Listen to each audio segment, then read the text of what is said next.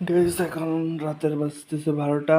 তো আমার বউ কি করে দেখি, চলো।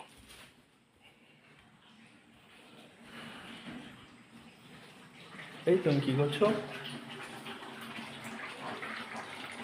পুরে মাংস কালা।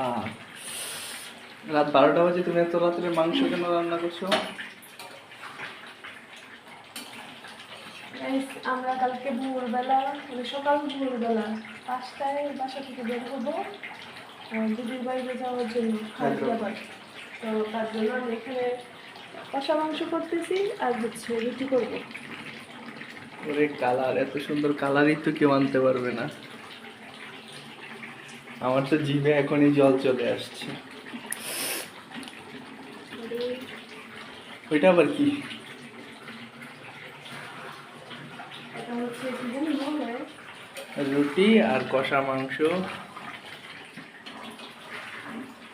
আর হচ্ছে আমার কিউটি।